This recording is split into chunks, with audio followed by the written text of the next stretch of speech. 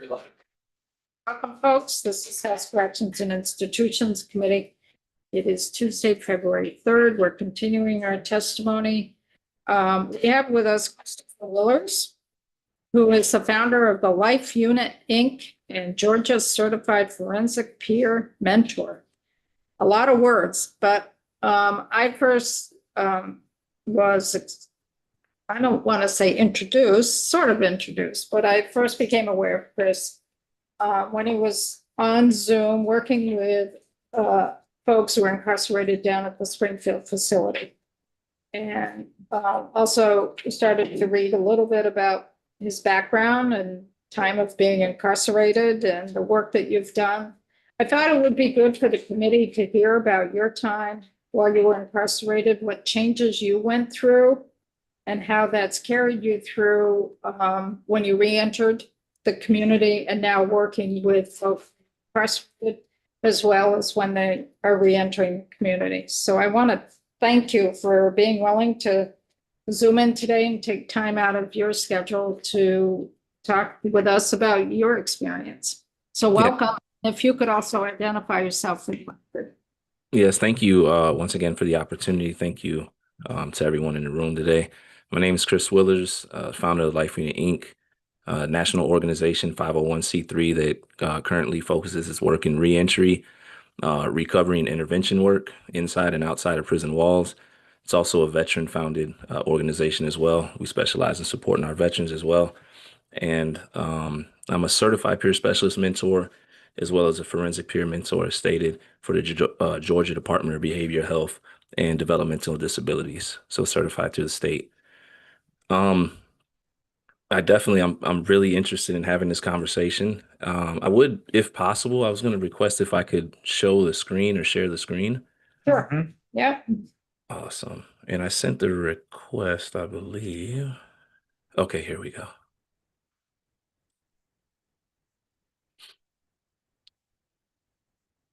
Oh, let me get back.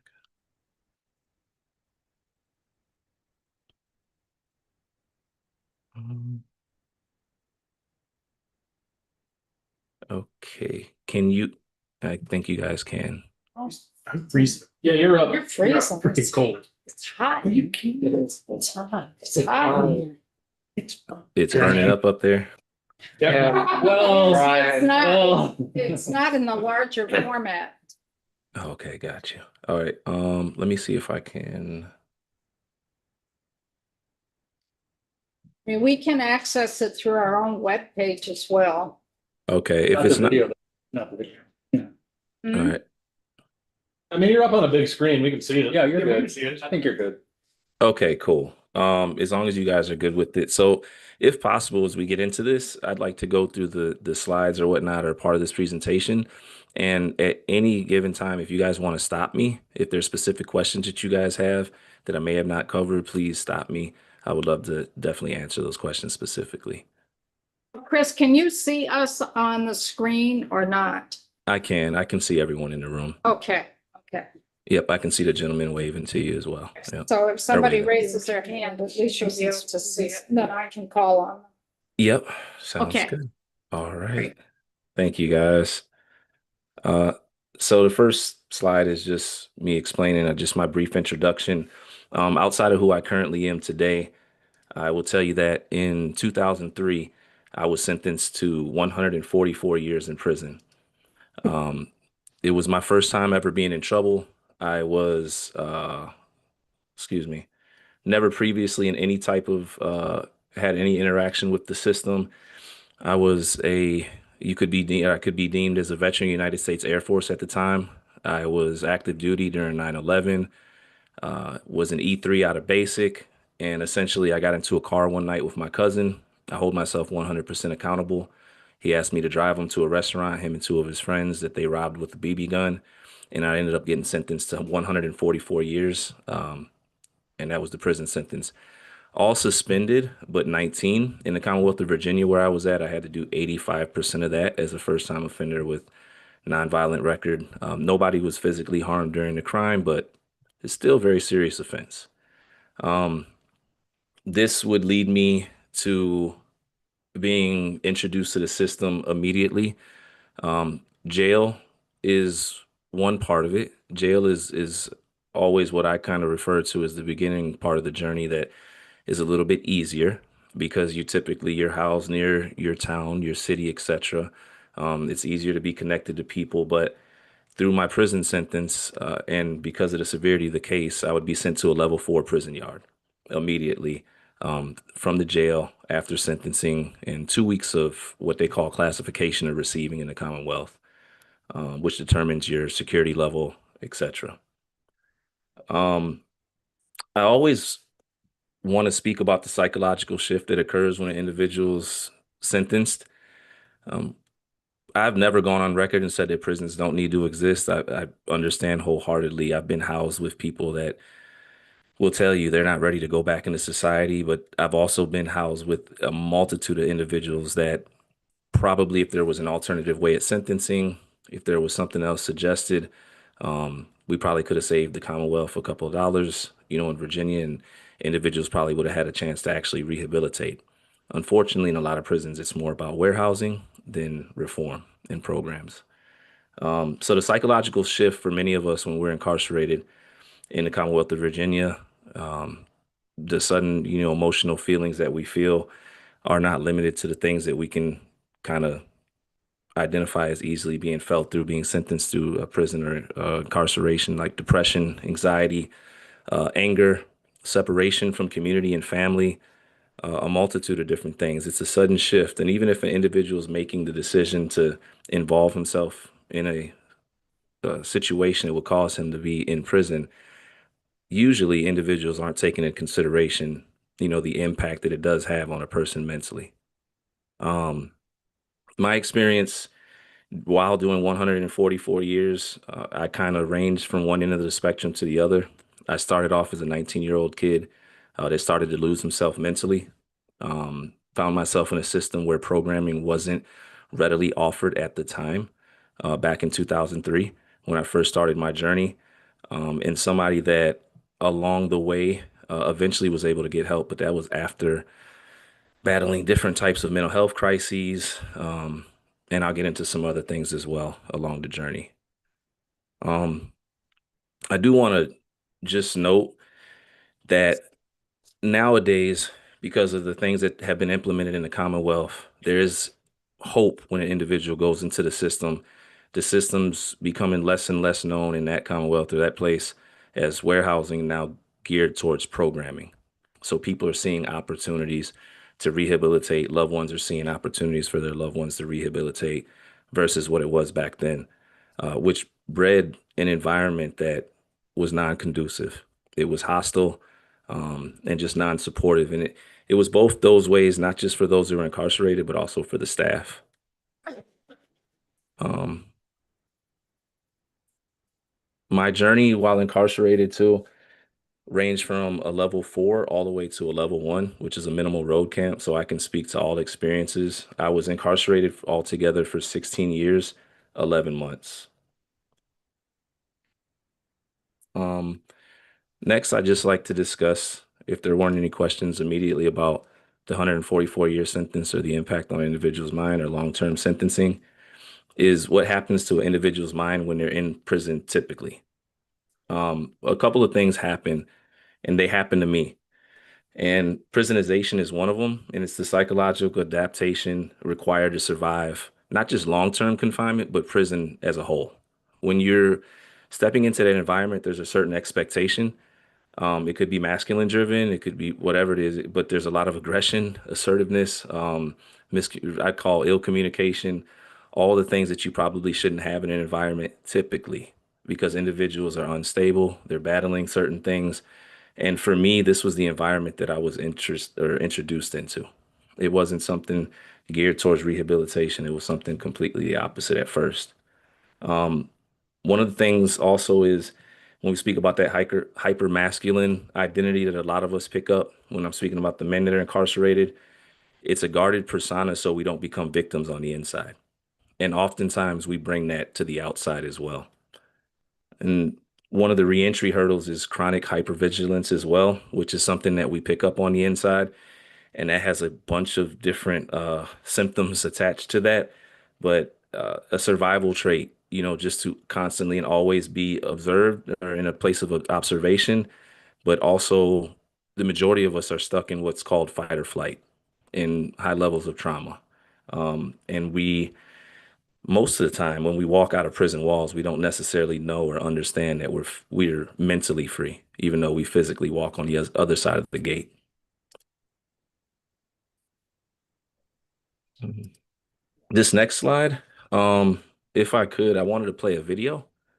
Um, it's about 2 minutes and 30 seconds long. I wanted to give everyone an opportunity to see me coming home from prison. This is after 16 years, 11 months. I'm walking uh, outside of prison gates for the first time to a loving family. I had support. Um, I had a lot of things that men and women don't have coming home from incarceration, which is while I'm also a mental health advocate and I understand the importance of getting mental health support, regardless of the opportunities that are presented, you need that to keep things stabilized. I ask that you just kind of just observe me and ask, does this make sense for an individual finally being free after all these years? And then maybe if you guys have any questions about what I was going through at that time, please don't hesitate. And hopefully there's volume too.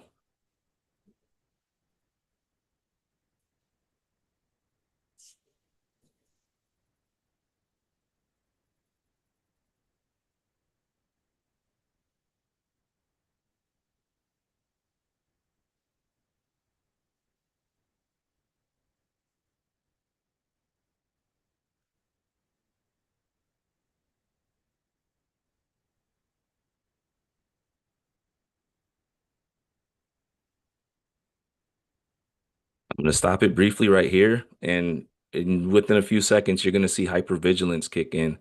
And also, you can just see it looks like I'm on a prison yard still. Is that your mom? That is my mom who currently Okay. yeah, I moved her down here. She lives downstairs now. I made sure Okay. mom was close, but Oh, we she can't hear anything. We can't hear anything. okay, let me well, can you as long as you guys can see it, I'll go ahead We and can see it. We can yeah, see it. I'll narrate over it then. So essentially right here, this is my mother getting ready to exit the vehicle. My uncle is in the car, my cousin, and the woman that's my wife now is also in the vehicle. And what I want to tell you is physically, I walked out of prison, but you're about to see me scan the parking lot as if I'm still on the prison yard. Mhm.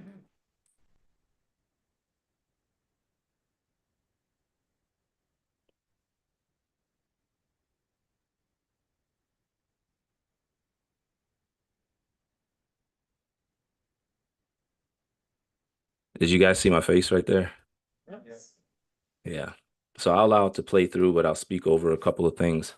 Um, PTSD, hands down, is something that impacts, I would like to say, 100% of the individuals that ever walk behind a prison wall or into confinement. It's not discussed enough, but it's also one of the leading causes is why the rates of suicide and more are going up, especially when it comes to the incarcerated population. Incarceration as a whole is trauma, and I want to say, though, of course, states like Vermont and other places are doing some amazing things and being really proactive and helping people. Just the act of being in confinement, just being behind barbed wire, just hearing the keys jingle, doors slam over and over again repetitively has an effect on an individual. Um, Also, I just want to speak. I think I'm just getting into the vehicle right here. Um, or getting ready to. I didn't know how to operate the trunk or to close it, which caused another, place of anxiety when it came to technology being gone for 17 years, not really having access to or any opportunities to learn anything about how technology shifted. And then they're getting ready to put a phone in my hand, and you can't hear it. The whole family's laughing, they're happy, but at this time, I'm lost, confused. I'm trying to put on that hyper masculine, image of showing that I'm tough, that prison didn't break me, and inside I was done. Also, when it comes to things like suicidal ideation, this is something that we've heard expressed multiple times through individuals, through process groups, through one-on-ones. Anytime we're having an opportunity to go into prisons, it's actually something that the men and women experience more than they probably reflect out loud, we're finding. Um, and then I'll just go back that video ended, but really quick, that aging in place piece. Some systems lack the infrastructure for a population where cognitive decline occurs to meet untreated PTSD. In states where I was at, there's a percentage of people that are in population that are considered geriatric, incarceration, et cetera. And there's really no programs to support cognitive decline for individuals that may be going through certain things with that. You guys got any We have questions? some, Yes, we have some questions here, Sean, and then James. sounds good. Chris, thanks. So just out of curiosity, do you like, I think I know the answer, but I'm gonna ask you anyway. Did you feel like it really aged you in there? Like this close-up of you, do you look at that and be like, I shouldn't have looked like that when 16 years later? Where are you at with that? Yeah, so mental health was horrible the entire time in there, and that probably when I see darkness around my eyes. There's parts of that video where I'm twitching physically in my eyes. I don't know if the hair loss was tied to it, but there was definitely some things that were going on with me physically. I felt like I aged quicker than normal because you have to mature. You're exposed to some really serious things on the inside, and it happened to me early because I got sent to a level 4 yard. As somebody that I was, incarcerated for a violent offense, but historically not a violent person, and I was placed on a compound where over 70% of the individuals had life sentences. Individuals had, murders and everything else. And I know for a fact the first 5 to 10 years of my prison sentence, I aged mentally. It definitely had a negative impact on me as a whole. Thanks. Yes, sir. James? I was just gonna say, I'm not on the still, but when the video's playing, and you'll probably you'll confirm this, I'm sure. But when the video's playing and that frame right there, to me, it looks like you're not there. Like you're somewhere 100 miles away. Yeah. Yeah. Yeah. I was still on the yard. I was still, to me, that was the equivalent of walking into a new pod or being transferred to a new prison. And immediately I just wanted to scan. And then, now presently I work with law enforcement, all that, but I walked out and I seen, the police vans and all the, and it triggered me and I wanted to get us up out of there. And yeah, I was a shell of myself for sure. And that, you know, Keep going there, Chris. all right. I'm gonna speed it up. So, transition shock. First 72 hours after prison is one of the biggest motivators for the work that I do with individuals that are impacted by incarceration. But transition shock, the first 72 hours, is an extreme psychological whiplash. For myself, after 16 years, 11 months of incarceration, I came home January 13th, 2020. And about 2 months later, the pandemic was in full swing. There was no access to mental health services where I was located down in Georgia. No support groups. Things were closing, obviously, because everything that was going on in society and just the way probation was set up. I think that there were I think the issue was there were more people than individuals that were qualified or able to, take care of the cases or the caseload with probation, and supervision. So I fell into this weird place where I was deemed as, even though did 17 years in prison, I was deemed as a minimal risk, which meant that I only had to call in once a month. And within the first 72 hours, one of the biggest reasons I had my first panic attack was I went to probation to check in. I asked my probation officer if they had information on how to get a job, etc. And her response was to me, you don't have to worry about getting a job. We have guys that really have things to worry about. You're just going to be on call-in status. I walked out of the probation office into the vehicle where my wife was. I had a breakdown, emotionally. I looked at her because I realized that we were being told throughout our entire time of incarceration, especially through reentry, that probation supervision could give us information, lead us to jobs, resources, support. And my probation officer was cold, disconnected. Um, and I didn't get the response that I needed at that time. Um, from there, I immediately had a level of distrust with probation and supervision within those first 72 hours that would continue. And what I'll tell you is, me being in a call-in status, it was hard for me to even get a hold of my actual probation officer if I had an issue, or if I had, an opportunity to get a new job and update her. I didn't, it was very hard to do that. Um, but even before that, walking out of those gates, getting in the car, driving to McDonald's to get a coffee on the way home, walking to the digital screen, the touch screen to order. My family was happy. They ordered, they walked off to go wash their hands. They left me there. I started to sweat. People were behind me. They expected me to finish my order. I couldn't do it.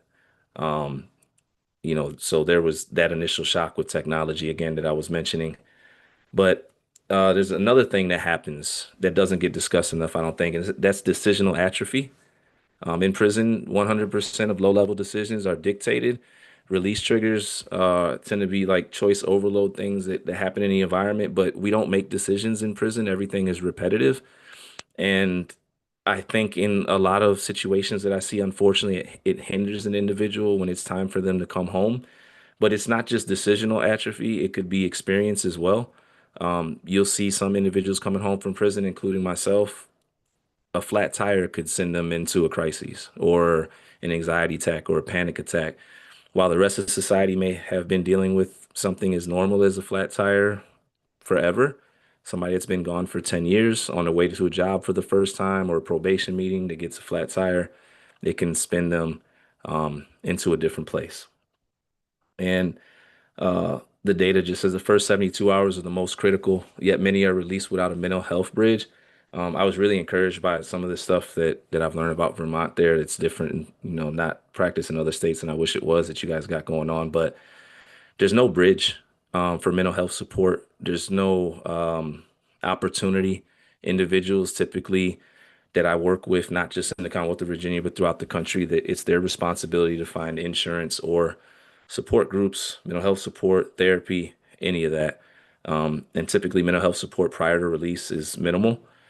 And I would say from personal experience, I've witnessed a number of individuals go home and within the first 72 hours recidivate or lose their life to addiction. Um, a friend that was near and dear to me, within 48 hours, he had lost his life to addiction.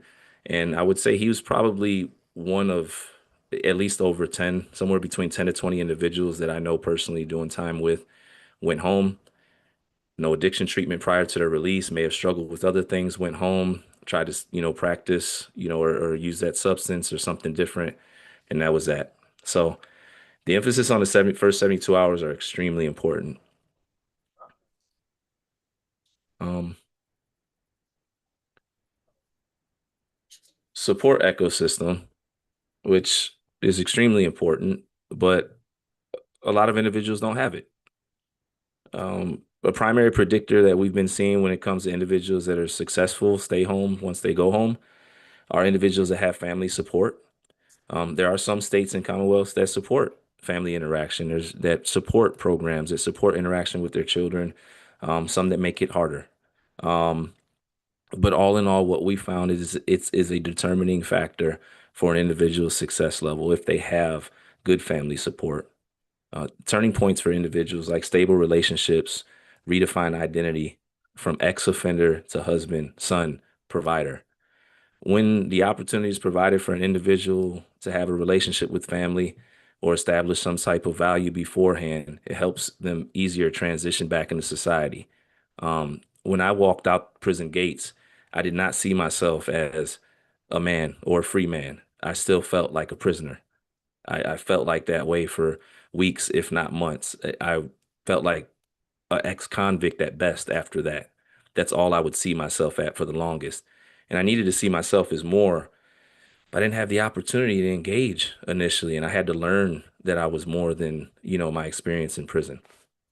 And then social capital, which we understand family provides, opportunities that housing emotional regulation, and more. You know, if you've got good family support, they can help advocate for you. One of the things that we do personally is we work with families to show them how to identify, find support for their loved ones, as well as teach them how to advocate.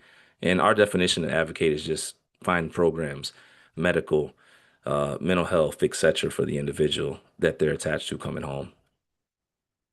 So Chris, one thing you mentioned is, you know, you see yourself, or the person would see themselves as an ex-offender. How does that feeling translate into the community that you've come into? Hmm. In terms, if you have a supportive family, that's one thing, but if you don't have a supportive family, or the town or neighborhood that you live in, they're going to see you as an ex-offender. How does that play out? Or can you weigh in on that? Yeah, stigma is one of the biggest obstacles for individuals coming home. We understand we're coming home, we're formerly incarcerated, but language is important. It's important to be in environments that teach you that you're more, because what happens is oftentimes we see individuals that don't understand that they're more, and those are the individuals less likely to recidivate or to still practice or be more likely to just make riskier decisions that will lead them back to prison. If you don't see yourself as somebody being free, or if your neighbor is constantly looking at you a certain way, or one of the biggest letdowns when you go to employers and you're not necessarily able to get employment based on your record, etc., it's typically always a big blow mentally. And not everybody can survive it. There's individuals that I've worked with personally one-on-one that have recidivated. They've gotten into arguments with family members where they were told they were nothing more than, and they went out one night and fed into that. And it's their decision. They made that based off, emotions, etc. But it's the reality. And it's why language is important. And it's important to provide environments where we're retrained and reconditioned to understand that we're citizens again. We're part of society again. We can contribute, and just be in pro-social environments. But yeah, I will just say the last piece, one of the detrimental moments for me was when I was told, I was a felon. That was it. You can't get this job. You're a felon. And it was blunt. There's no need for you to interview, and not everyone survives that. Not everyone goes and reapplies for another job because they don't necessarily want to deal with that part of the process again. So is it fair to say that for someone who may have experienced that they've kind of given up, and then they just, I hate to say this, but create a new crime, and then they end up back in the system because it's what they know? Yeah. I think that's one of the catalysts. Environments, or cities, states, etc., that are more set up for individuals returning home from prison with opportunities, it takes away from the excuse or the reason to go back to that. But if you're coming into an environment where that's all you're looked at, yeah, that could potentially be a reason. And we've seen it. Some people feed into that narrative. Nobody challenges them, and shows them that they're more. And if anything, in some environments, they add fuel to it. And the unfortunate part is everyone comes home from prison, but there is a percentage of people, as we know, that, hey, this guy's been to prison, she's been to prison, they're an ex-con, they're an ex-prisoner. That's it. Good questions before we go on? Okay, keep going, Chris. Yes, ma'am. All right.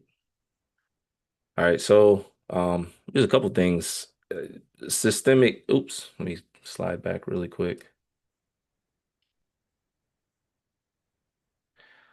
Vermont dynamics, trust and support. These are some things that we were looking at, but the systemic credibility gap, this is as a whole, right? And there's a deep lack of trust between justice impacted individuals and Department of Corrections, usually as a whole nationwide. We're not saying this is a Vermont thing.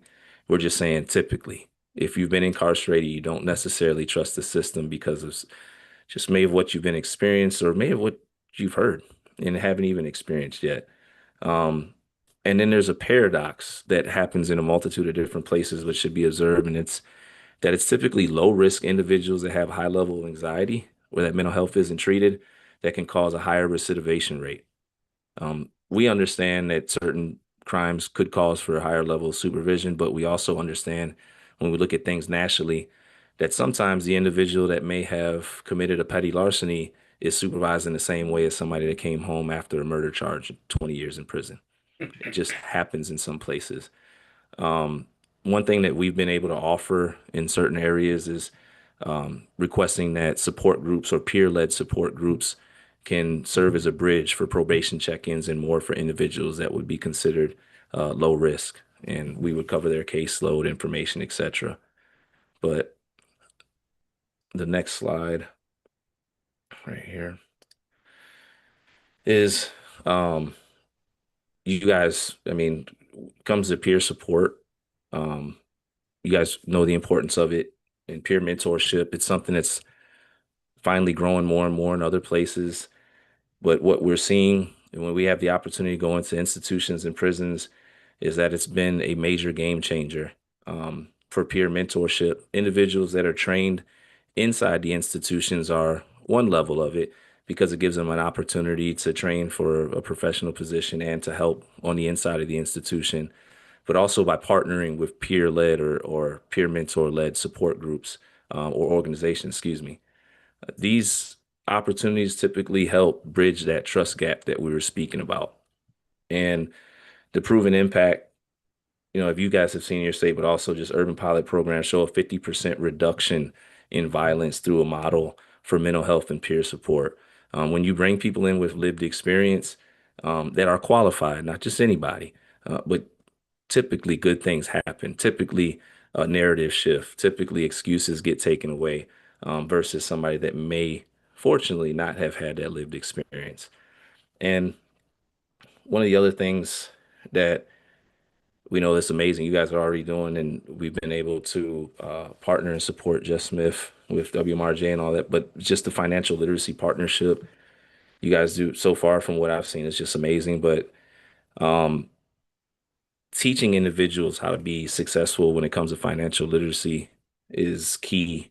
When you look at individuals, their obstacles that they face, the majority do not understand or know how to have a bank account or a savings account. There's certain anxieties tied to if they've been incarcerated for a certain period of time on how they could acquire or start building retirement. Because some people come home 25 years and there's a gap in their work history and they're thinking about Social Security and all these things. So financial literacy is definitely something that's extremely key, along with the mental health support piece. And then the other things that we wish the implementation of the 115 medical waiver that you guys had 90 days before and after release, if we could get that everywhere, that would be amazing. If we could get like 30 days before and after in a lot of states, honestly. And when I seen it, I was like, it's amazing, because that's a need. Individuals should be assessed and they should be referred to mental health support on the outside. They should get treatment leading out the door, and through those initial moments. And I just put like some brief notes, cost savings, nonprofits. I put mine, but other organizations that are led by peer support that can provide services for formerly incarcerated population or currently incarcerated population through Medicaid, because a lot of us through peer support, we have our own NPI numbers, etc. And then just the support for Presumptive Parole Act, which was amazing, shifting from warehousing to earned release as the default. It's just, again, something that we've seen and we wish we could see in other spaces and states. But the thing that I really wanted to speak to is alternative treatment courts, moving towards courts for mental health substance use with a 1 to 2.2 cost benefit ratio, where if we can save money to put in other places or create other programs or whatever's needed and get individuals into those alternative programs or sentences, that's key. When you're dealing with the veteran population, when you're dealing with individuals that are already listed with history of mental illness and so forth, especially with the community dealing with addiction, where we're seeing a large percentage of individuals that are just struggling with substance use disorder, that if they could get treatment, maybe they wouldn't end up in prison and the result would be better. So that was definitely beneficial.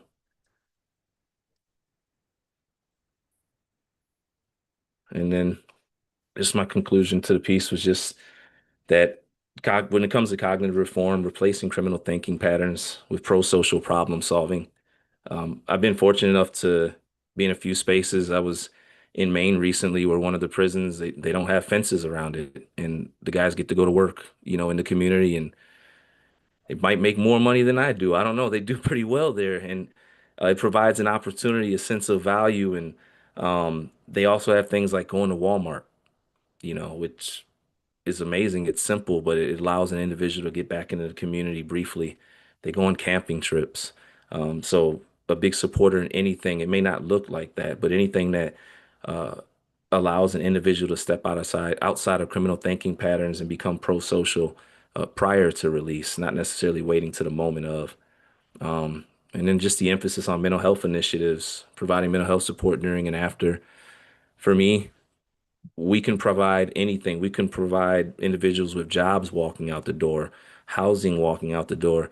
We can put, a stipend in their pocket. But if the mental health isn't addressed, if the trauma is not processed, if they're not well there's a great percentage and chance that they lose everything else.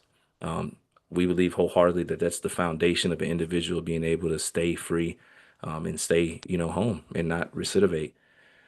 And then also with that mental health initiative, it's just something I always encourage is the potential for DOC to take a proactive stance in certain communities. I know Vermont is definitely way different than Georgia's terms of population and things like that. But whenever there's an opportunity to invest in a community or an area or a hub that could be seen as a place where individuals are coming from or coming to the prisons from to provide some type of mental health support, addiction services, etc.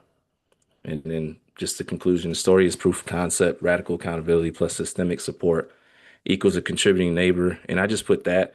I didn't speak too much about it because I wanted to open the floor for any, questions about my personal journey along the way.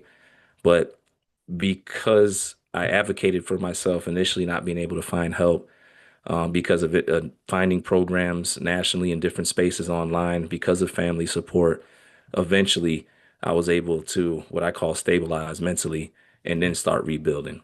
And my story reflects many that are incarcerated, and you guys may know some, but individuals can be successful on levels that they may not have been able to be successful on before. I've opened up schools. The nonprofit is very impactful and doing great work. And the message where I speak about mental health incarceration reaches many, and I'm fortunate to be able to spread that, not just on behalf of myself, but all individuals that are incarcerated. So I just want to say thank you for allowing me to, bring forth this brief presentation. I try to put a decent amount of information in there. But of course, if you guys have any questions, I'm an open book. Questions, Sean? It's a minor question, but is that Fred Hampton behind you in that picture? It is, and that's at the American, which was the first hotel in Atlanta that allowed African American people to stay there, and we would meet with wealthy white businessmen and get things done. And it's a very historical site, the King Suites there and everything else. That's sweet. That's Yeah. great. Yeah, it's a nice historical spot. And more importantly, we just heard from another person before you were here who went through the who was also incarcerated. And it's amazing. I know it's been 5 years now for you. But it's just amazes me how it doesn't seem like you've ever been in prison before, other than you telling us that. It's just an observation. I don't know what that it means, but you've really given us this presentation like this. It gives me hope. So thanks. Thank you. I really appreciate that. James? Chris, mine's not actually about the presentation. I thought it was great. As an Army guy, I want to tease about being in the Air Force, but I won't. Thank But you. where were you stationed? Where were you stationed? After Lackland, and then I went to tech school in Port Hueneme Naval Base in Cali, and then I was stationed at Minot Air Force Base in Scott AFB, and then I went to Ramstein briefly before back to Minot. Thank you. Yes, sir. Thank you for your service too. You too. So Chris, I read part of your book, 144. Oh, wow. I think what's the hardest part to read is when you first became incarcerated Mhm. in your behavior and how you were lashing out. Mhm. And I don't know if you can share just a little bit of that, what it felt like to be incarcerated, what the system, the hierarchy Yeah. in the facility and the culture, Yeah. and how you weren't getting anywhere, but getting into more secure setting, and then you'd settle in, and then you could reach a less secure setting, then you would act out again. Yeah. Just kind of you briefly give the committee what was going on while you were behind closed doors, what was going on? Yeah. That's a great question. I was angry without outlet. And like I spoke to earlier, I was placed at Sussex 2, level 4. Very desperate situation, very hostile, very angry. And when I spoke about the mentality that you have to take on in prison in order to survive, that's what I had to do. I was on an institution where individuals were being assaulted daily. Individuals would lose their life. It was a high level of violence. And I was just turning 20. And the truth of the matter is, I was scared to death. I was never somebody that was really like, I never got in trouble. So I did what the vast majority of individuals do, and I started to play this role. But the way I break it down to some people is it's sort of like going undercover for so long that you start to actually become that person. So I became this angry prisoner. I got immersed into gang culture because I was young with no outlet, no program. So here goes this gang leader with structure and, an opportunity to do something, just do something today. Either whether it was negative or positive, there was because other than that, we were just warehoused. And something else that, I don't know if she was necessarily alluding to this, but it was definitely part of it. During my time of incarceration, because of that period, I would spend over 3 years in solitary confinement. And it's a miracle, and that I am able to be here. But I had to fight for my mental health. I had to fight to remind myself that I wasn't that person. And I started that while I was incarcerated towards the end. But when you live a certain way for 17 years, it may become less, but it's still there, if that makes sense. Like I went to a level 1, so I wasn't on a level 4, but it was still there. And it was a scary time when I look back at it because I don't even feel like I was that person, but I stepped into that role so I could survive. And then I became part of the issue. It's a good way of summing it up. Kevin? Yeah. This may not be a fair question, but it sounds like you had some good opportunities since you were in the armed services for a while. And I guess my question is, in you thinking back before you made the mistake that sent you to prison for 144 years, Hmm. do you recall what could have been done in your life to avoid making that mistake? Yes, sir. So another reason I'm a big mental health advocate is because a vast majority of individuals that are incarcerated have unprocessed trauma that started during childhood. And I was an angry, rebellious child slash teenager at times. At the age of 19, I was still angry and rebellious at times, just for some of the normal reasons that a lot of kids, teenagers, etc. My parents had split up, um, and I just felt like a lot of teenagers do, angry, even with the opportunities. My experience in the military, my first day on where I was actually stationed out of tech school, my master sergeant gave me a drink, and I was 18 years old. Mm. So you combine the two, because I continued my drinking, which was part of the problem for sure. But I would later on at 37 years of age get a psych eval because I was going through things, transitioning back into society. And I was diagnosed with type 1 bipolar. And one of the things that the psychiatrist said that was profound to me was if this had been diagnosed when you were younger, because that's when it happens, there's a big chance you probably would have never been, ended up in prison. And again, I hold myself accountable for the decision I make, but I know that the fuel behind it was anger, confusion, just being rebellious, thinking I can get away with things like a lot of 19-year-olds. That's a great question. But bipolar on top of typical teenage activity. Yeah. Yeah. the little experience I've seen with individuals is they get on medication, they're okay while they're on medication, but then they get off and that, it's a bad cycle like drugs, any other drugs, but thank you for sharing that. I just, how can we break the cycle? That's, Corrections doesn't do it. Incarceration doesn't do it. Yeah, mental health support. I'll keep leaning. If we get more emphasis and more focus on that and help the individuals process the trauma and the hurt, the resentment, whatever other feelings that they're feeling that allows them to make the decisions that they do to go to prison. Of course, there's people that are outside, a small percent, they make, but a vast majority, it's mental health when you have these conversations. James? I have a question, but I'll just make a statement first. That I always remind people that there are definitely some bad apples in society, Yeah. for sure.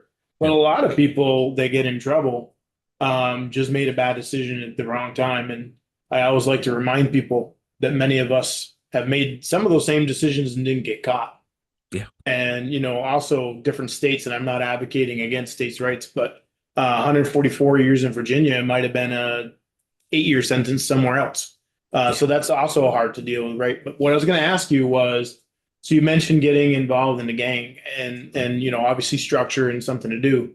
But as a young kid who was in there going like, hey, I was a driver, like, and maybe I don't know whether or not you knew what your cousin was doing or not. That's not relevant to this question. But you're in there with people that are pretty violent. What role did protection play in joining the gang?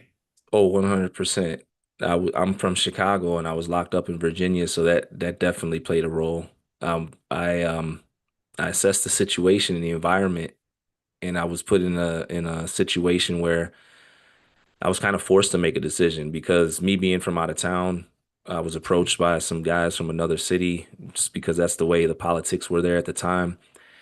And it just made sense to me because I wanted to survive. My first day in prison, I walked over an individual that had been stabbed and left in the stairwell, possibly sexually assaulted from what I remember. And that was, I didn't even get to the first night. So for me at that point, any decision that would make sense just to survive, because that was the first thing I needed to do, that's what I did. But man, it brought on a whole series of other problems. And as you probably already know for sure. Yeah. Thank you. Yes, sir. Other questions? No. Chris, I want to thank you for taking time out to share some of your experiences with us. I just thought maybe it might be helpful for committee members to hear from folks who have actually been incarcerated and then re-enter the community and what it feels like. Because we deal with this legislatively, but we haven't been through it, so it's hard to know the feelings and the emotions that are tied into it. So I want to thank you. And I just want to say thank you and thank you to everybody in the room. It's really amazing. I'm fortunate enough to have conversations in a few different spaces and places, and the way you guys are approaching it, to hear us, speak to our experiences is truly valuable. So I really appreciate that. And thank you for the work that you do with folks who are currently incarcerated and also helping them when they re-enter the community, because you're absolutely right. Those first 3 days are the most crucial to make sure someone is successful or they re-offend, come back into the system. Yes, ma'am. I just want to chime in those first 3 days to give an example, and I'm gonna be quiet.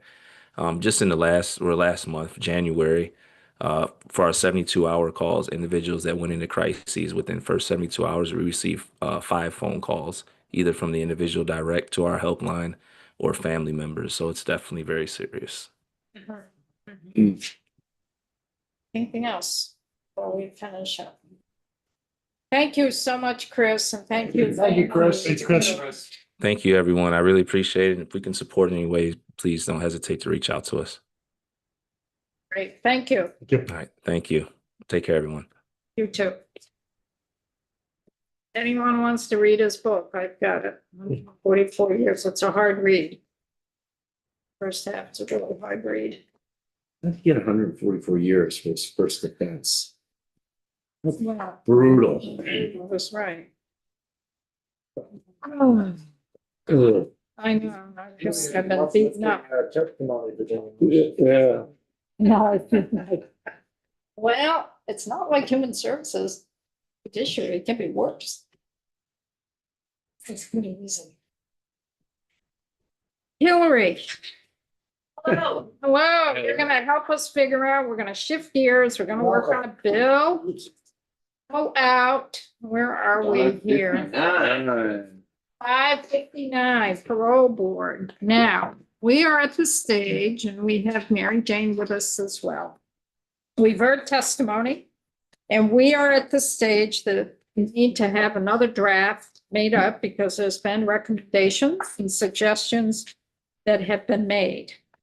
And in conversations with Hillary, there are policy decisions that we as a committee need to make before another draft can be submitted. So I have worked with Hillary to help lay out policy issues that we're going to need to make. So Hillary, I'm going to turn it over to you. And you can lay some of those out to us and then we can give you directions. So pull out your bill, pull out your notes. Excellent. I am just joining the Zoom so that I can share my screen and have the bill up there for everybody. And Mary Jane, you can weigh in at any point. Okay.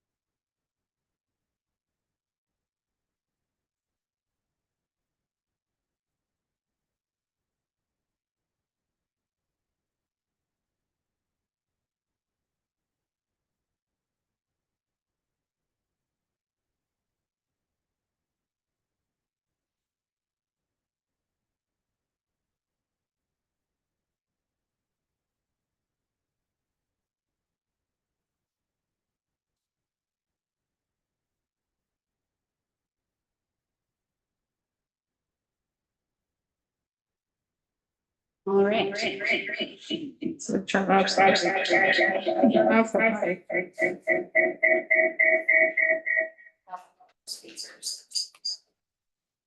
Your mic on? I was like, I am muted, but all right. Well, learning from the pro. Thank you, Director Ainsworth. For the record, Hillary Cheddar Ames for the Office of Legislative Counsel. So as the chair mentioned, chair asked me to come and walk through some of the remaining issues to discuss on H559. So my plan is to walk through the sections of the bill. If there are issues that any of the members wanted to raise that they heard from witnesses or otherwise, please do. And otherwise, I will flag some of the issues that the chair had previously noted remained for discussion.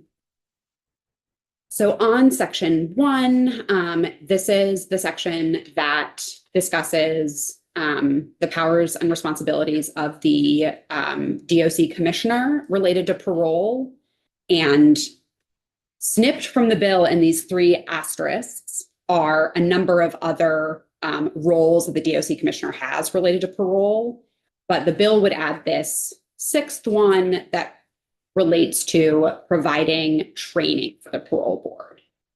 So there were at least two issues raised related to this section in testimony. One was from Chair George, who suggested that in addition to the parole board director, that the parole board chair have some collaborative role with the director in putting together training. So that would mean adding here, in collaboration with the parole board director and the parole board, the chair of the parole board, or similar language. So that applies here. that also comes up in language in 2 other places in the bill that I can flag when we get there. But I guess that first item for discussion is, what are the committee's thoughts on whether to implement that change in an amendment, really a policy question for the committee. I'm in alignment with adding the chair there. I do have a comment prior to that we had talked about too.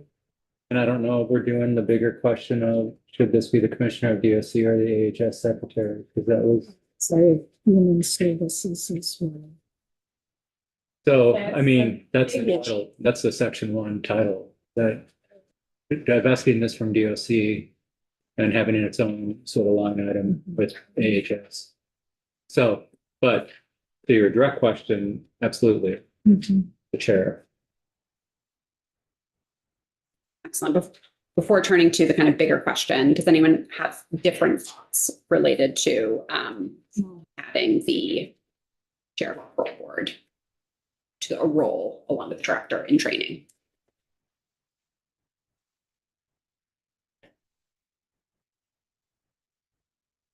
Up to the committee, don't look to me to make the decision, so I'll just come. It's a committee decision.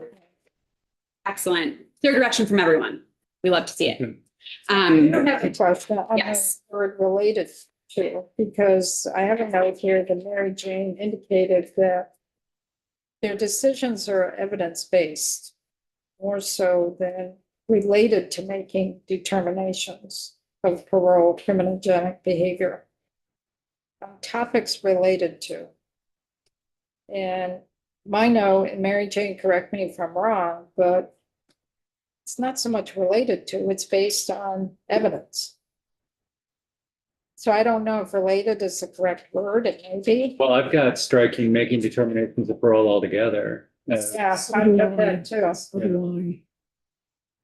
It says on topics related to parole, criminogenic behavior, a whole bit. Mary Jane? Do you want to come up to the chair next to Hillary, because that's available? Sure. We kicked him out. Just so I you- saw him. Mary Jane Ainsworth, Director of the Poll Board. I think I would suggest striking the language, making determinations of parole, just because I think the determinations of parole is made, that I think it's up to the parole board to come up with their own training mechanism and their own structure for the determinations, where the other areas I think are more general areas where the Department of Corrections or the Human Services, depending on how this goes, has more expertise in around criminogenic behavior, mental health disorders, substance use treatment. I think that's where it's related to, is more those general topics. I know when I talked to Todd Delos, who helped draft some of this language, he said he put it there. He didn't have any input, but he was looking to my input more for that. So we do have our structured decision-making framework, which is validated by the National Institute of Corrections, and we receive separate training from the National Institute of Corrections on that. So that's suggesting striking that one phrase of making determinations of parole. The other seem appropriate to me. Where is the committee on this? I'm fine with making the determination of taking that out. But again, on line 4, we did talk about evidence-based training. Is that what you've also got? Drew? Yeah, but my notes, if we take out making determinations of parole, then it becomes Right. training on topics related to criminogenic behavior. So we can say evidence-based training, or related to determining, I don't know how to do that, but if you want to insert evidence-based criteria in there, it may or may not be as necessary if we just strike out making determinations, because that's the subjective part. The rest is just listing. What Worthwhile training. Training I'm on fine, beyond. I'm fine with that. Was the committee supportive of taking out making determination of parole? Yes. Agreed. So for this training, it is the Commissioner of DOC needs to provide regular training to the parole board at least once a year, Unless we switch to a secretary. That's the big issue, right? But we gotta understand currently, because currently it is the commissioner who is responsible for the training, or is it the parole board directly? I'm looking at Mary Jane. So currently, I try to recruit training. Currently, there's nothing statutorily around training. This is a whole new section. This is a whole new section to that, Oh, okay. that statute. Right now, I myself, the chair, with input, sometimes we get input from DOC or Human Services, or even outside entities through technical assistance. We try to do training. We don't have any formal training curriculum necessarily. And I think what this is trying to help provide some resources that we may not have in staffing, because some of the experts, like there's a crime victim unit at DOC, there's mental health, substance, there's more individuals at DOC that might have some of that training. We have the Vermont Department of Health come in and do a substance use training for us. So I think it's more to try to help with resources, because we just have limited. So that's a question we need to ask the DOC. Yes. If they have the capacity to do this. We haven't asked that question. So that's a flag that we need to follow up with DOC. Because the thinking is if it's under the commissioner of corrections will provide the training. And it would be on topics related to criminogenic behavior, maybe mental health disorders, maybe substance use treatment, trauma-informed work with victims, and serious crime rehabilitation. Can DOC provide that kind of training to the board? That's the question that needs to be asked of DOC. And we have not asked that question, to my knowledge. And are there training programs that would be beneficial that are done nationally or wherever that would help in this process? Because you're saying different ones are doing different pieces, which is great too. But is there any formal training pieces that you know of? I don't know any. I know there are some conferences where they do specialize in some of these areas. One of them we try to send, at least myself, and I've been able to send 2 other members last year, and I'm hoping to send 2 more members this year as well. And they do hit on some of these topics. It would be really nice to be able to get more of that. Or even to tap into other departments within the state. That's something I'm trying to work at too, to have more of a presence within state government as well. So there are some language options short of taking this exact language and assigning it to, for example, the Secretary of AHS. The committee could consider something like the DOC commissioner shall have the responsibility to collaborate in providing the training that the director and the chair are providing. There are some interim language options like that the committee could also consider in addition to or before kind of confirming the details of what requiring the department to provide resources would include. I think the first question is to get DOC in here to weigh in on that. Because also this ties into what the chair of the board recommended, that it really be under Agency of Human Services and not the Department of Corrections, which is a total, that just opens it up completely. If we want to even think about that, then we have to get the Secretary of the Agency of Human Services in here as well. We've had them in at the same Same time, time. DOC as well as Human Services, so we can see the interaction. We have plenty of time next week. So I wanted to get this walkthrough so that we could figure out further testimony here.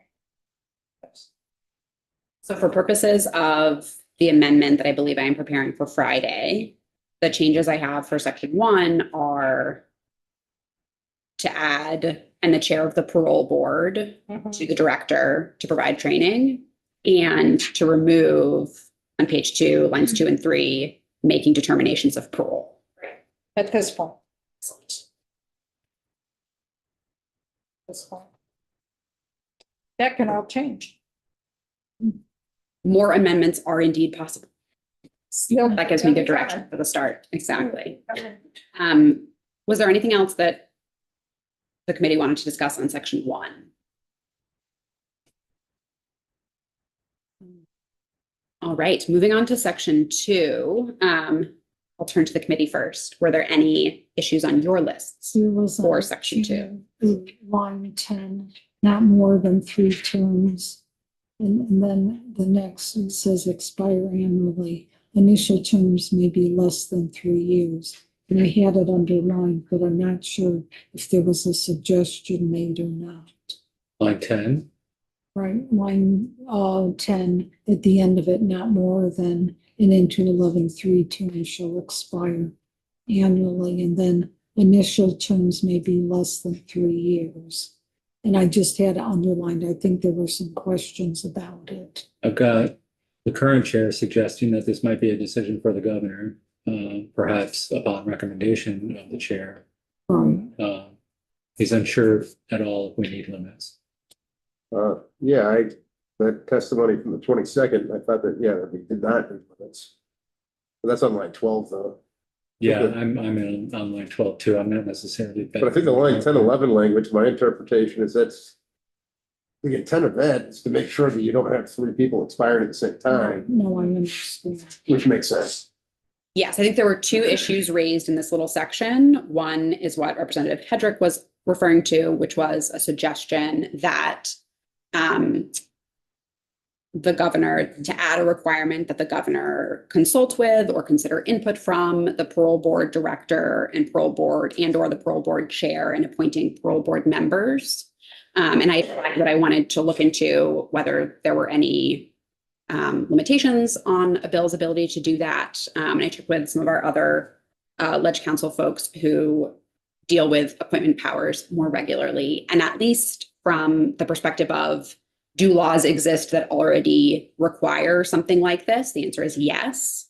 So I have a couple of examples where the statute requires the governor to, as feasible, consult with certain relevant parties, or consult as appropriate with certain relevant parties, or appoint someone after consultation with the board. That's the parole board director example. So there are some examples in existing law of adding this kind of requirement.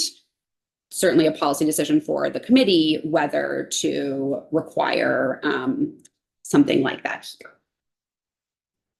So right now, I'm remembering the chair's testimony, there's going to be a big turnover of folks from the board. Some of them have been there for a long time. There's a lot of institutional knowledge that's going to be lost. There was also at times folks who are appointed to the board that really don't have a good, I don't want to say background, but a good understanding in terms of what the function of the parole board is.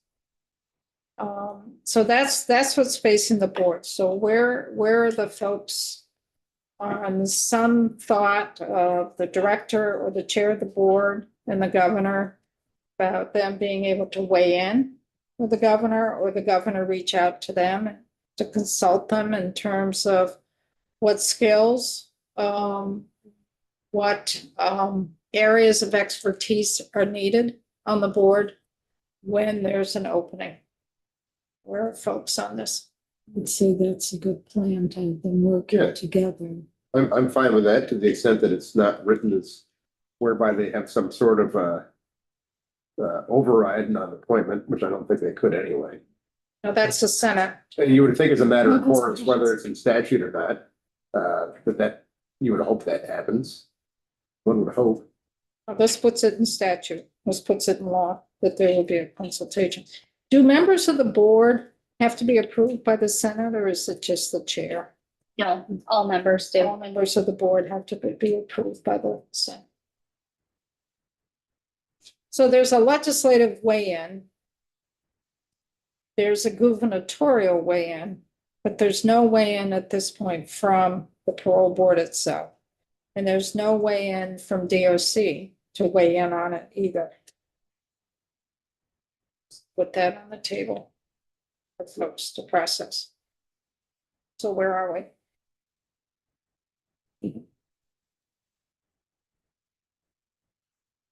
Committee. I'm fine with that. I mean, I had an I issue would with say they the should line be, 12. so they're all doing it as a unit to do the right thing. I would say yes, they should all. So is it in consultation? Is it on recommendation? Is it from the chair of the board? Is it the director of the board? I mean, The director of the board should not be involved in the appointments of the board. That's a, no offense, that's a governance conflict. Well, it's not making the appointment. It's making recommendations in terms of what skills would be needed, in terms of what background might be needed.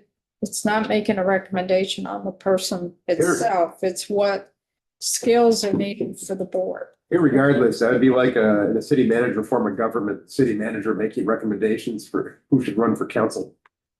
It's very close to that. And it's not that person isn't knowledgeable, but it's an inherent governance conflict. But it's not who should run for council, it's what would make a good counselor. Yeah. Right, and if you Skills needed that are someone with needed in legal or backgrounds. whatever background. Now, they could affirm the chair or the board maybe, but that they shouldn't be the vehicle, I don't think. Mary Jane? So we had a similar situation to this a few years ago. Human Services action, so we are under the Human Services umbrella too. So I have a contact at Human Services. So the chair and I in Human Services actually did a lot of discussing before we went to the governor with some suggestions on our current board members. And we had to do some negotiating between the three of us because there are times where we disagree. So I struggle with this one because I think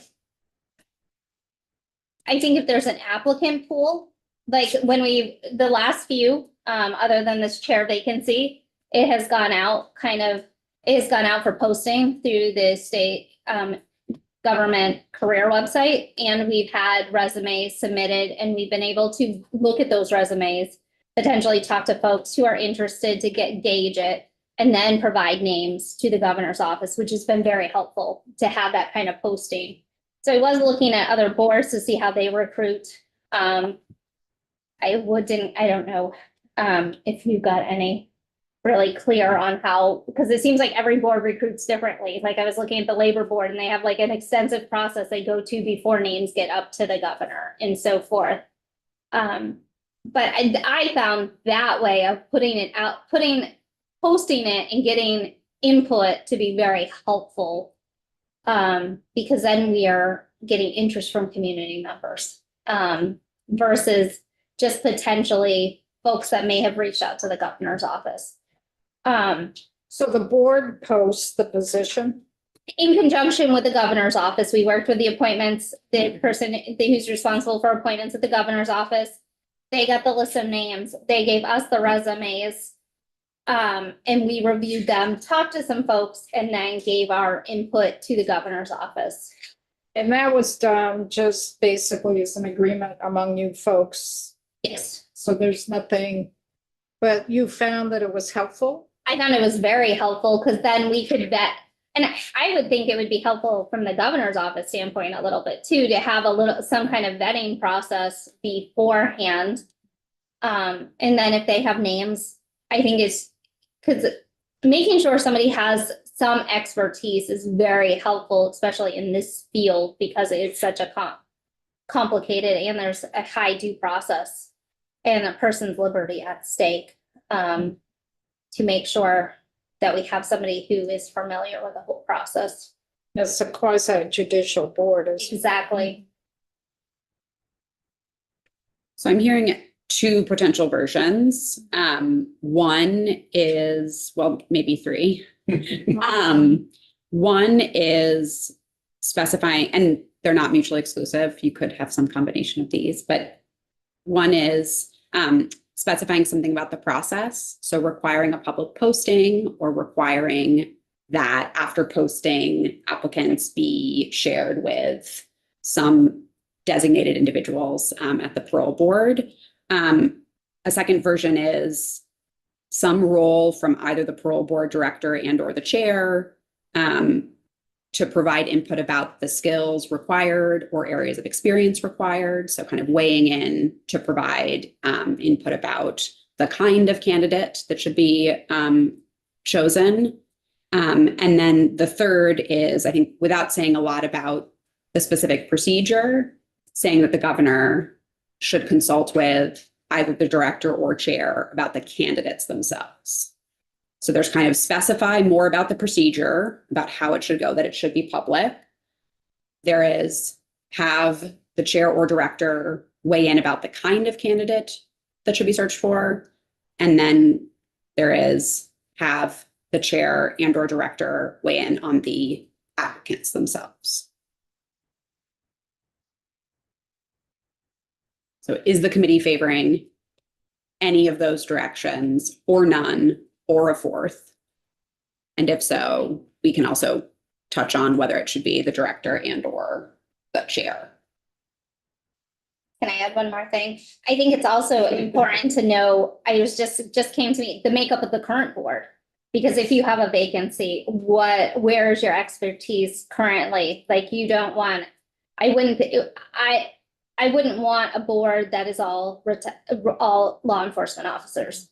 I wouldn't want a board that's all mental health professionals. Right. And making sure there's a balanced board to know, without having some kind of consultation, are you familiar with your current board makeup and what the backgrounds are of all the board members? So you can balance and have that diversity within the board to make the decisions.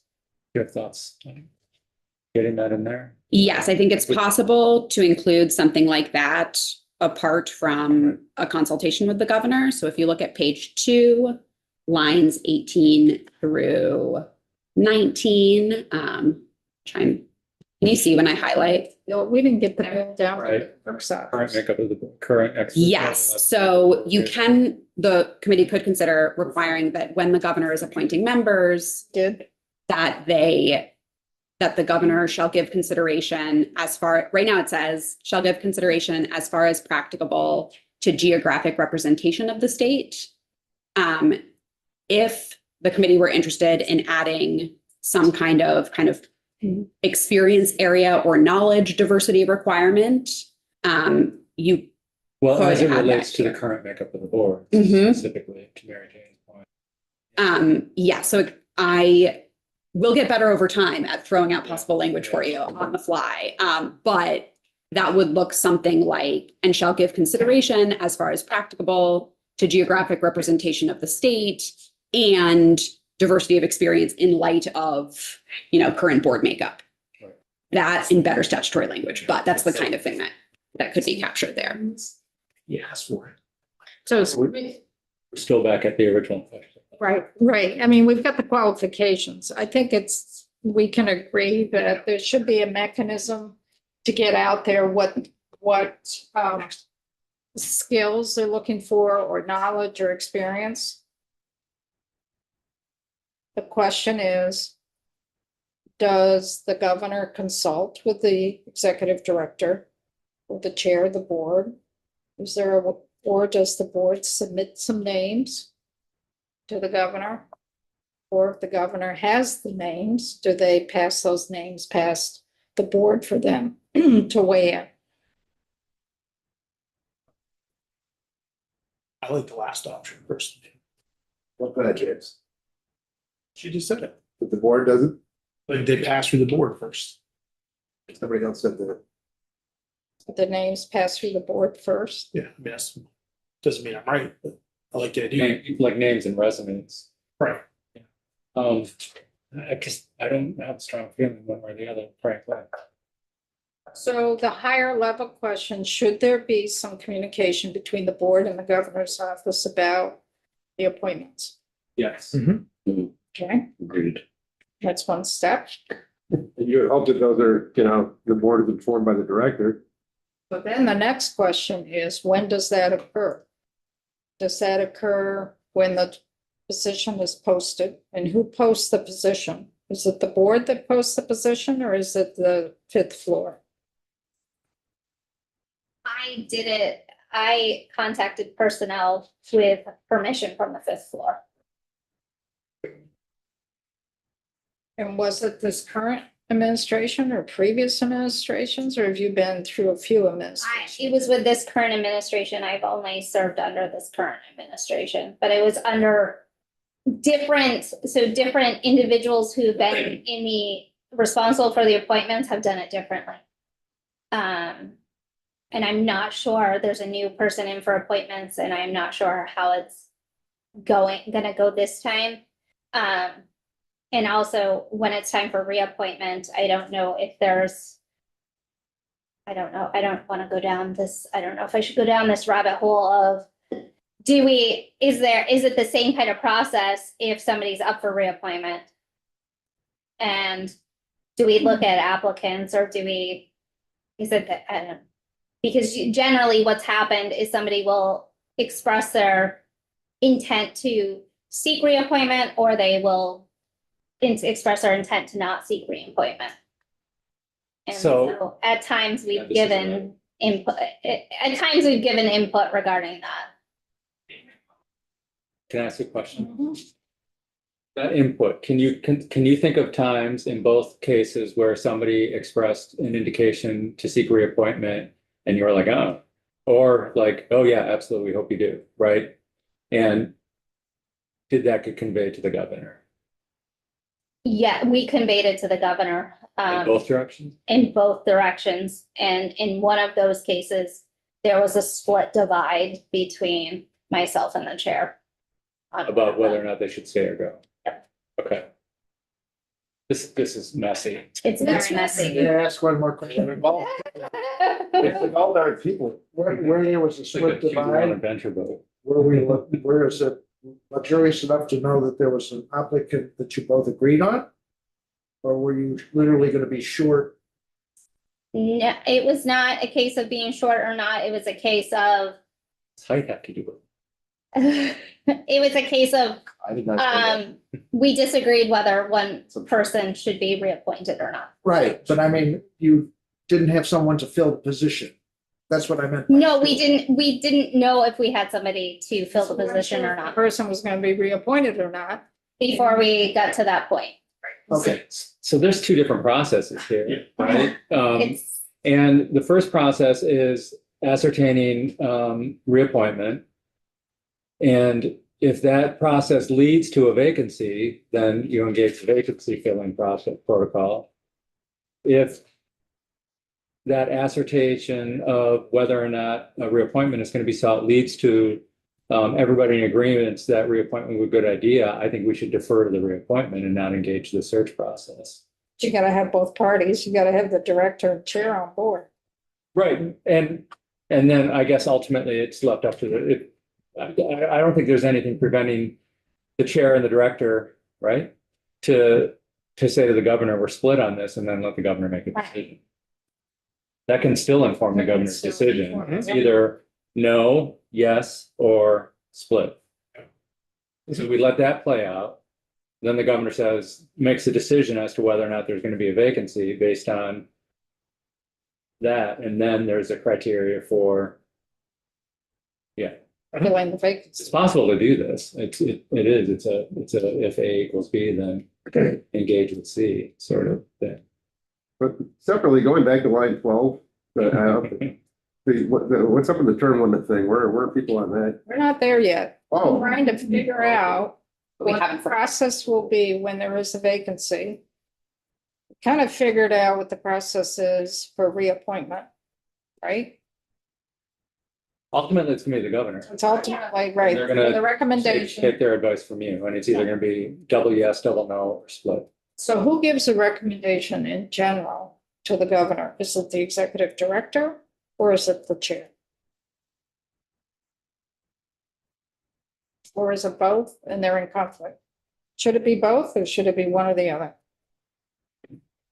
I think that's a policy discussion for all of you because we've also had input come in from the Human Services, Agency of Human Services has gone up to the governor's office and given input.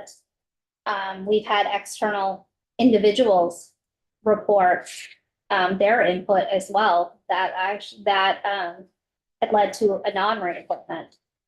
So One note that specifying an individual or two who the governor should consult with does not prevent the governor from considering right. other information that think- comes to them from other parties. Just to note. I almost feel like we're making, it might be, I think, leaving some consultation language or informing, I think, not to overcomplicate it. It's complicated enough. Mhm. But I think that's, You don't want 11 other people making it more complicated. I don't know what the best, Purposeful ambiguity is better. It is always an option Yeah. in statutory drafting. It would still require specifying who or whom the governor is consulting with. With the So chair or the executive director? Or both? And- And do the recommendations still come from the board? From the executive director or the chair?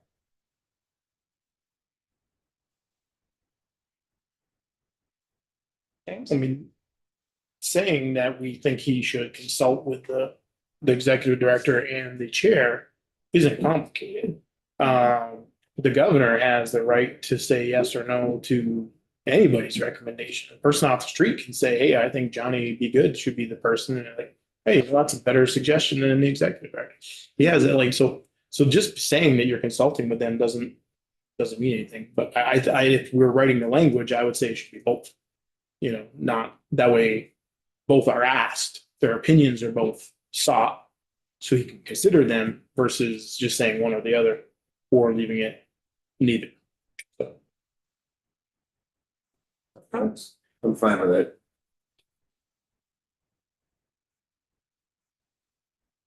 Welcome to writing legislation, folks. It's not the chair. It's a policy decision from the committee. So where are we? Not binding, so I mean, I don't see where we're hurting to get another opinion. Statute. Well, but it's not binding. It's informative. It's the governor is not compelled to make any decision based on information that the governor received from either of those parties. So I don't see where it hurts to have another opinion. yes, the consultation is in statute. The result is Right. still up to the governor. And that's the one thing that That's not changing. Right. It's what information comes to the board or the executive director and chair, what skills they need, in the new member or members. Yep. And then to relay that to the fifth floor. Well, to your point, you're talking about, you know, whether or not somebody is free or housed, or whether or not we're, you know, putting somebody out on the street, you know, maybe he shouldn't be there. You know, so these are pretty weighty decisions this board is making. So Hillary, do you know where we're at? So far I've heard the suggestion that I think the committee was in agreement that some consultation should go into the bill language. I've heard at least two members say that consultation with the chair and director is fine with them.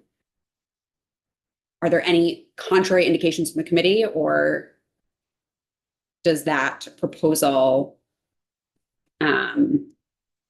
is the rest of the committee on board with that proposal? At least for purposes of putting it in an amendment, and if further, I imagine that other stakeholders might wish to weigh in about Are we the governor's getting- requirement to are consult we with someone. getting Human services in there somewhere. No. That's a bigger conversation. Why don't you draft that up and flag it? But, so we can have further conversations on it, and we'll have folks in the room on that. Excellent. But for purposes of the amendment, I will include language about the governor appointing members after consultation with the chair and the director. Before we hit term limits, just because this was related, there was a suggestion that on line 18 through 19, where we're still highlighted, that in addition to considering geographic representation as practicable across the board, that the governor should consider, as far as practicable, kind of diversity of experience across the board members. Is that a suggestion that the committee supports and would like to see in an amendment, or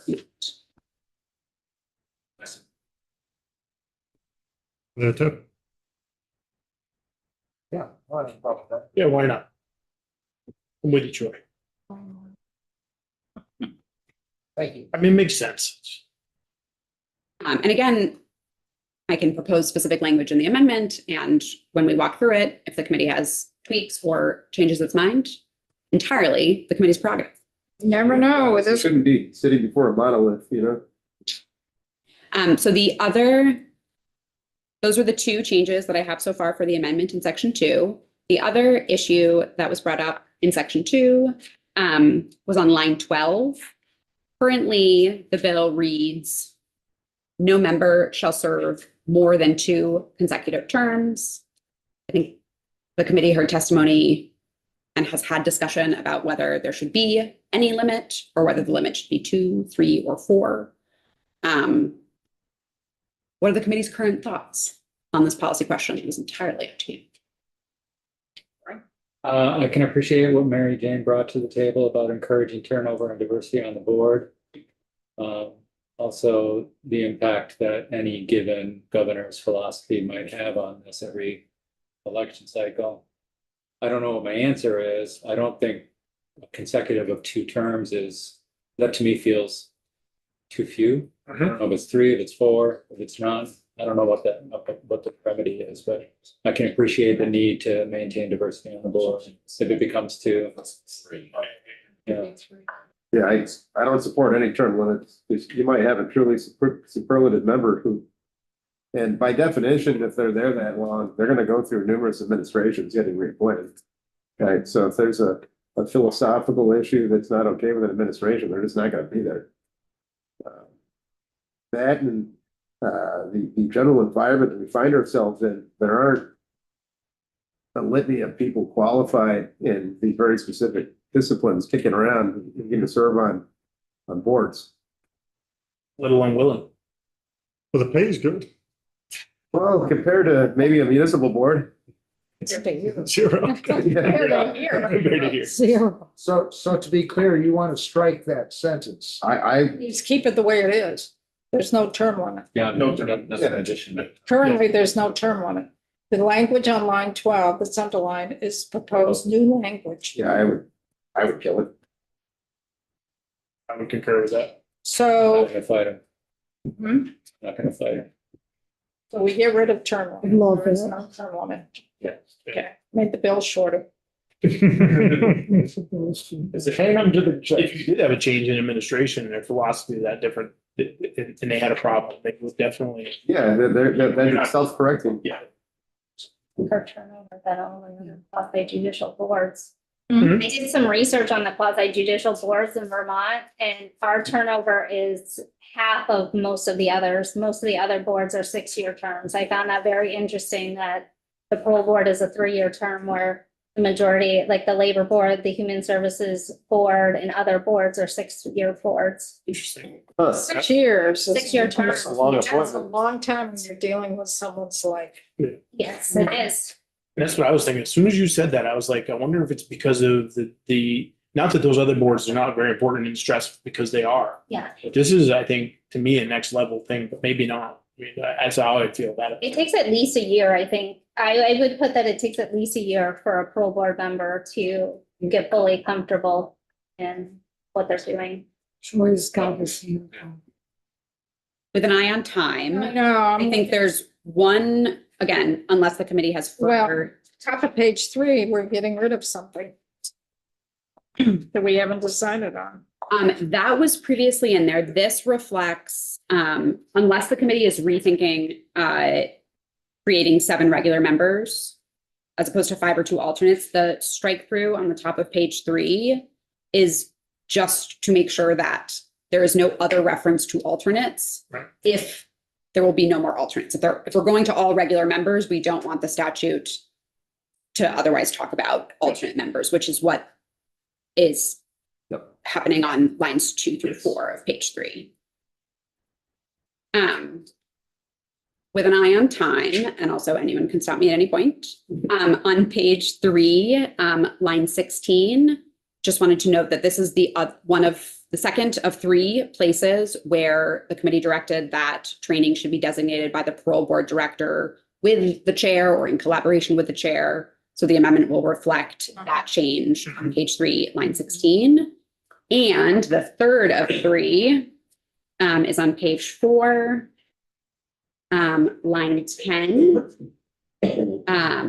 Here it is talking about the director in collaboration with the DOC commissioner and the chair, will be reflected there as well.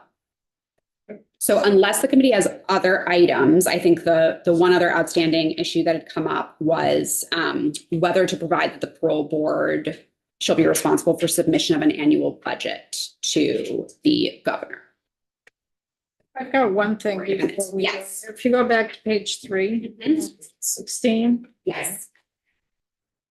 for the parole designated by the parole board shall attend trainings designated by the parole board. And I have a note that the parole board director develops and provides the training. Is that true? That's true now? I scheduled the majority of the trainings. There may be some technical assistance that the chair has to sign off on if we are requesting technical assistance. I think that's what Chairman George was referring to, is when we're applying for the assistance, it has to come from the chair and or myself to apply for that technical assistance. However, once that application is done, I am then coordinating the training, scheduling the training, getting everything in line generally. But you don't develop the material. Sometimes I develop the material, but most of the time I may develop material after we have a training come in, but most of the time it's other experts that are coming in to do the trainings. Which then ties in to the very first part that we were talking about in terms on top of page 2. Where we talk about the training on topics related to genetic behavior, mental health disorders. The assumption is that because of this section is under Commissioner DOC's, DOC that would be providing this. We don't know if they have the capacity to do that. So we were going to have DOC and Human Services come in at the same To time. clarify Yep. that piece. And so to your point, Chair, that may impact further edits to language on page 4, line 10, where right now it's saying the director shall be responsible for training in collaboration with the DOC commissioner. And depending on the testimony the committee hears from DOC, the committee may want to consider further edits to that. The only little thing I wrote down is just to make it really specific on line 10 and page 4 is like with the Commissioner of Corrections. No, we're under DOC. We're under. So it doesn't Title matter. You don't need to say Yeah, that. you're under Title Okay. 28. All right, gotcha.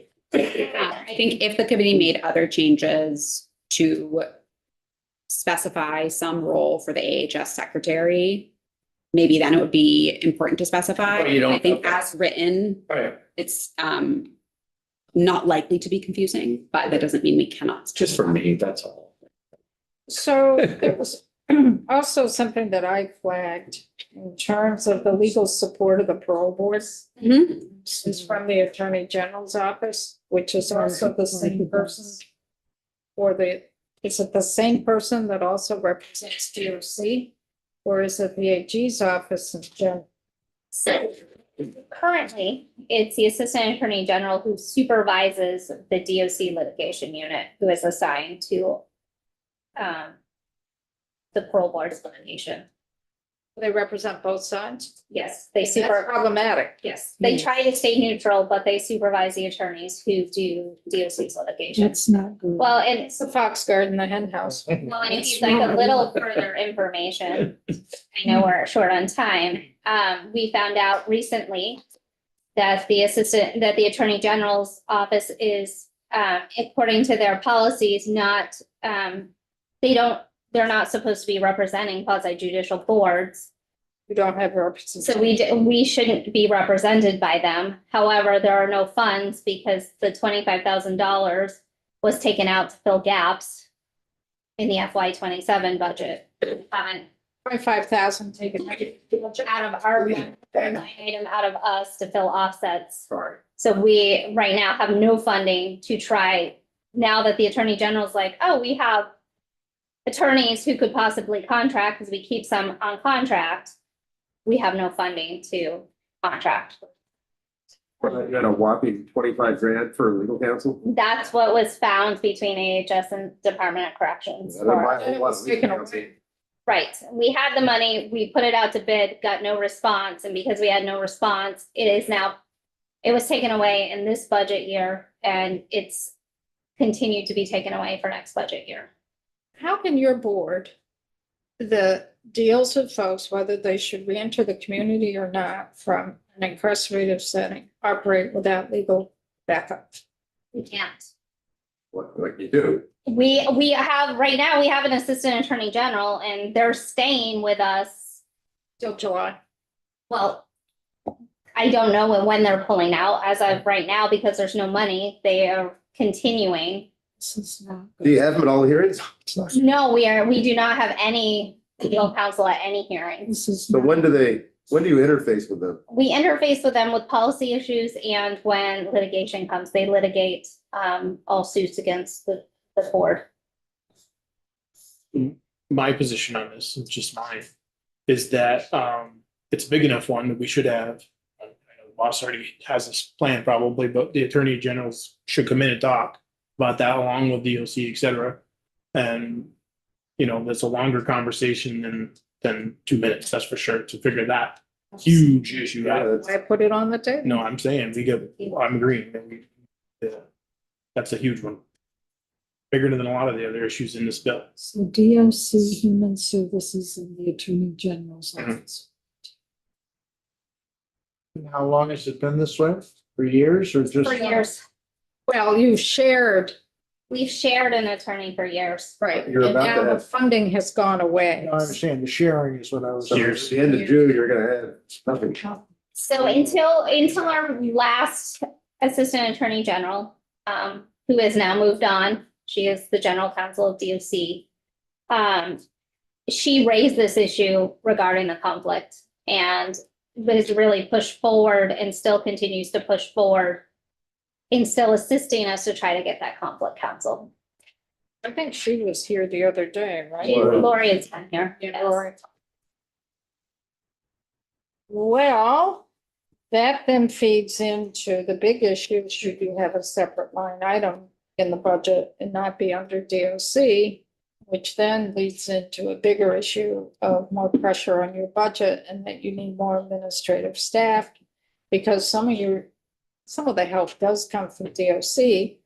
But the other thought I want to put on the table is when DOC puts their budget together, they don't reach out to the parole board, right? They have not.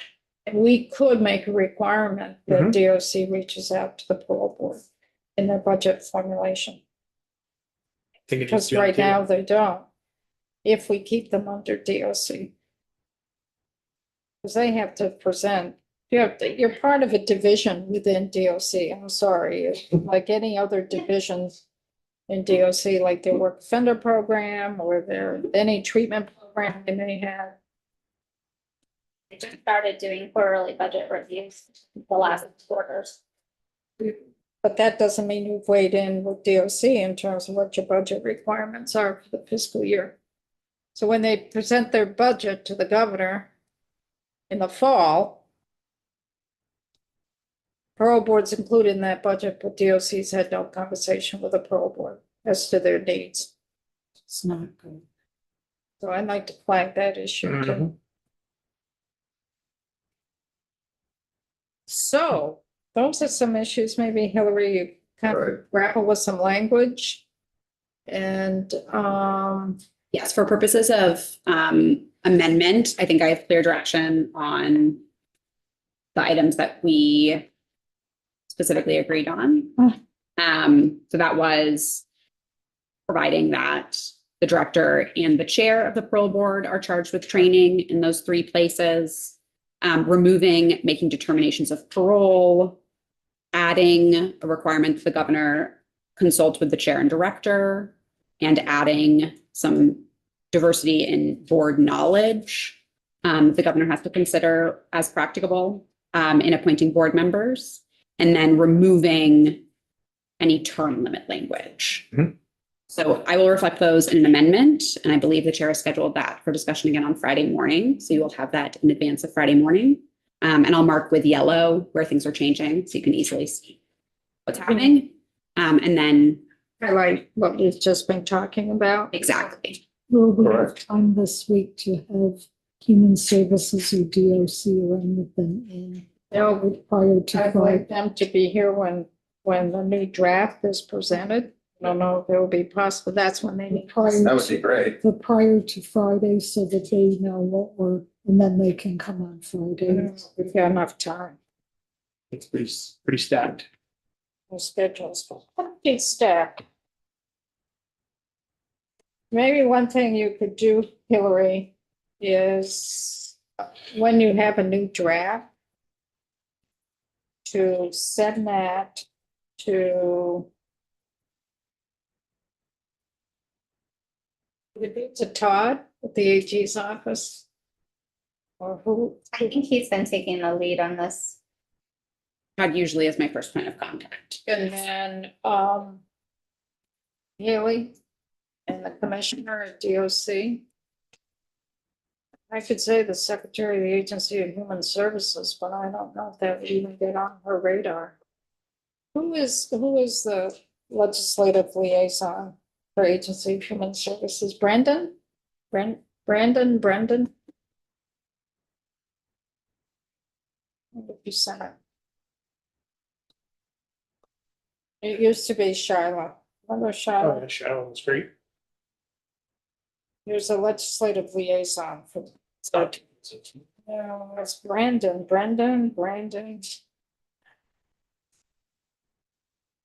I can also ask other folks in Ledge Council who generally Yeah. ask more about the right person to send it to. Brendan Atwood. Yeah.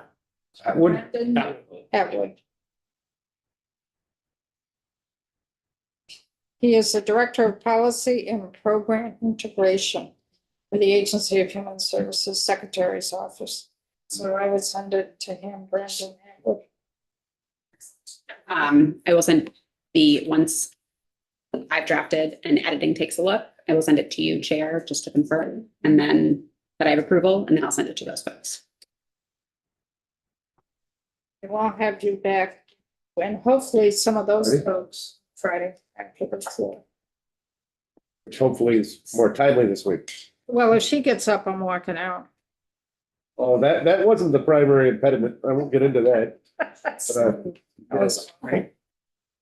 Thank you, Hillary. Thank you. Thank you. Thanks, Heather. Have a And good then evening. you've done the pretrial supervision, that draft. Yes. like to get that started too, but may not be able to do that this week. We're pretty crammed.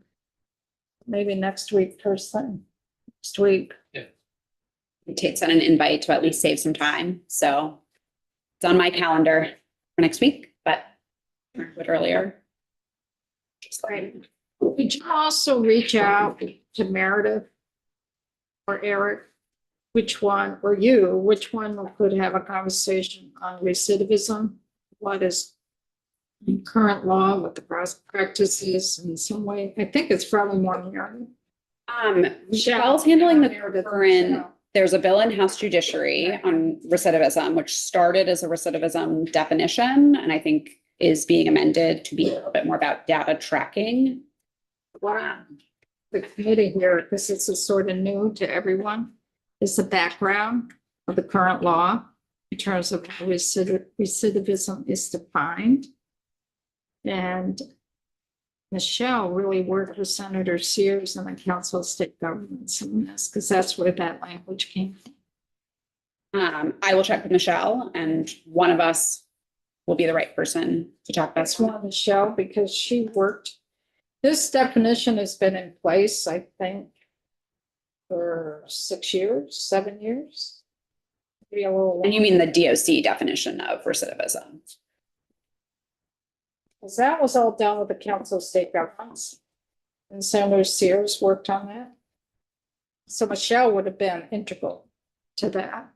That's why I'm thinking if she could come in, because she has that background. I will check with The her. moving Yeah, I pieces. sent her an invite for next week. Yeah. I'll talk to her. She has the background. I really want the background, because I know recidivism is an interest of some folks here. And if we're gonna weigh in, the House Judiciary on it, we need to know the background. Happy to talk to Michelle about that. Anything else? We're done for the day. We're back here tomorrow morning at, what time are we here? 8:30? Here at 8:30 with Laura Trishman. Historic preservation, their section. We got a full schedule. Full schedule. Thanks, everyone. Thank Thank you. you, Thanks, Hillary. So let's go off of YouTube and we'll be back tomorrow morning, Wednesday.